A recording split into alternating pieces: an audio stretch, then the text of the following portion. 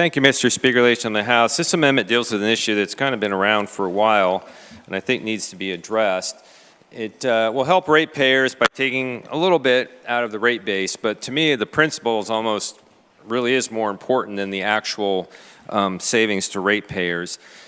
What this amendment would say is that utilities cannot charge to the ratepayer their costs for lobbying in this building, belonging to trade associations which help them advance their lobbying agenda, and for other kind of public relations things that they do in order to build support for their positions here at the State House. So it's pretty straightforward. It's got a list of various things that really ought to come out of the shareholders' pocket. You know, they're a natural monopoly, some would say, some would argue maybe not, but they're a regulated monopoly in our state, and they're guaranteed a rate of return, and that rate of return, that return on equity, that's profit that goes to the shareholders. And so it seems to me that if they have to spend money on lobbying in this building and trying to get a regulatory environment that's more favorable to them,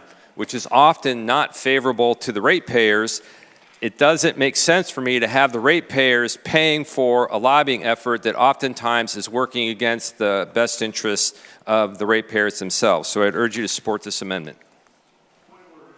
State your point. Excuse me. State your point, Representative Smaltz. Representative Smaltz notes that Rule 80, Amendment number 11 appears to violate Rule 80 germane to the bill. The House will stand in recess as we consider the ruling of the chair. After consideration, the chair finds the point well taken. Appealing of the ruling of the chair was moved and seconded. Please reduce it to writing. Representative Kerkhoff.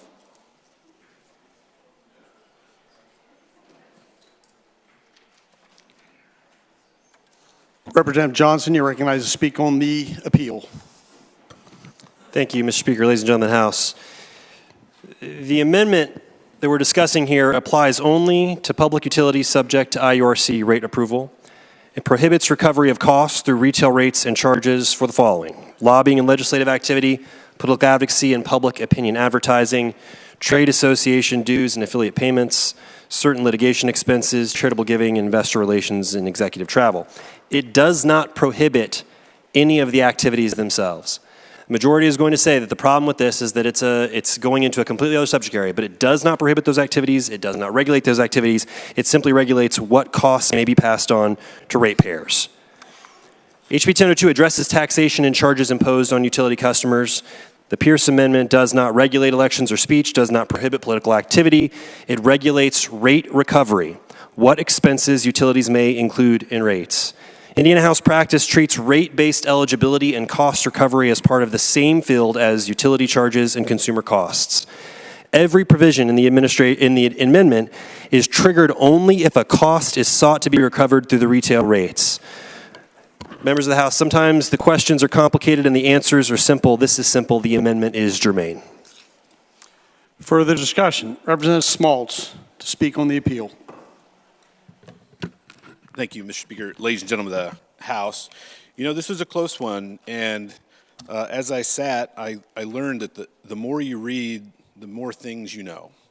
And what 11 does is it applies to public utilities, and my esteemed colleague is correct. It limits recovery of certain costs, but far beyond lobbying. Other political activity, trade group dues, charitable giving, advertising in some cases, certain litigation, travel, investor relations. But the bill is about billing practices and rate setting, performance incentives, shut-off protections, which we all want, low-income programs, and some IURC authority.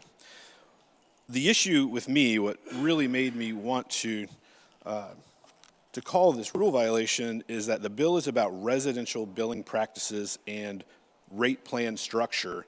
And what the amendment does is it's regulating political activity, charitable giving, investor relations, and litigation. So I hope you will support the ruling of the chair. Thank you, Representative Schmaltz. The question, Representative Delaney would like to address the appeal as well.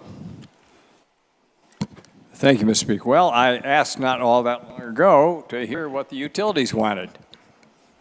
I think I found out what they want. This position that's being taken here means that the public, the ratepayers, have to continue to pay to have people lobby against the interests of the public and the ratepayers. And it means that this body doesn't want to hear a proposal to save rates by transferring that responsibility back onto the utilities. So, we now know what the utilities want.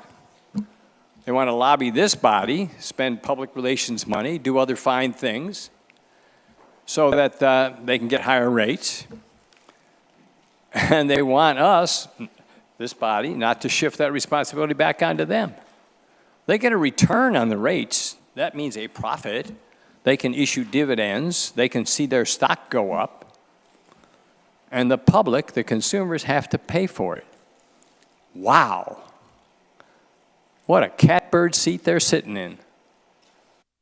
We should overrule this ruling, and we should decide that they shouldn't be living high on the hog at the expense of the ratepayers. It's pretty simple. Representative Pierce to speak on the appeal of the ruling of the chair. Thank you, Mr. Speaker, ladies and gentlemen of the House. Well, you know, out of the 18 or so amendments we had today, this would not have been one that I would have predicted would have a point of order raised against it. And quite honestly, I'm a little shocked by it. That's like the last thing I expected. It didn't even enter my mind. Because what we have here in the underlying bill is, yes, it's called an affordability bill, and it's got some provisions about that, but it's also significantly restructuring the rate-making process. And it's moving to this new thing called performance-based rate-making. And in the process of doing that, there is a discussion in committee and some amendments in committee about what is going to be in these 3-year average performance-based rates and what's going to be out, and how you deal with all of the list of things that are traditionally were in the kind of rate case approach.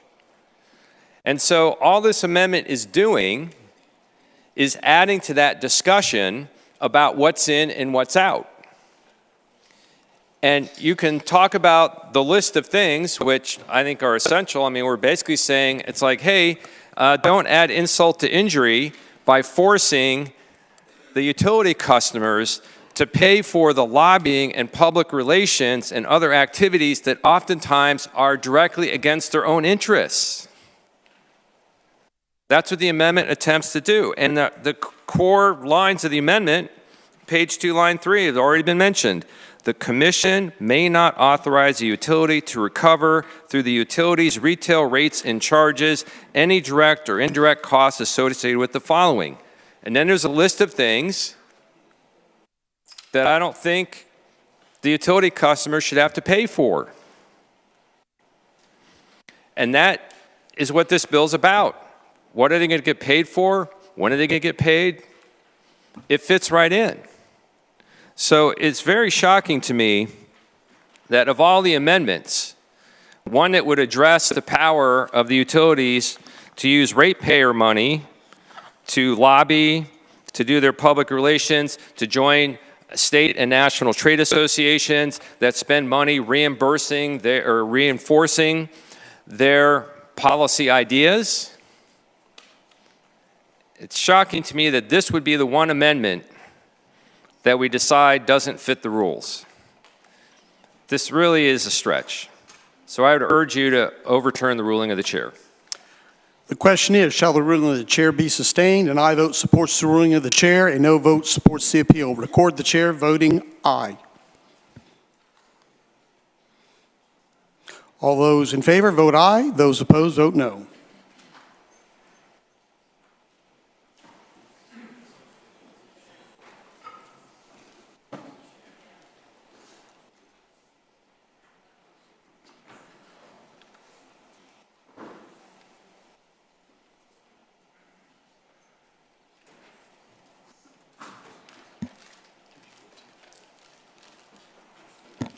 Have all the members voted? Tally the roll. Roll call shows 63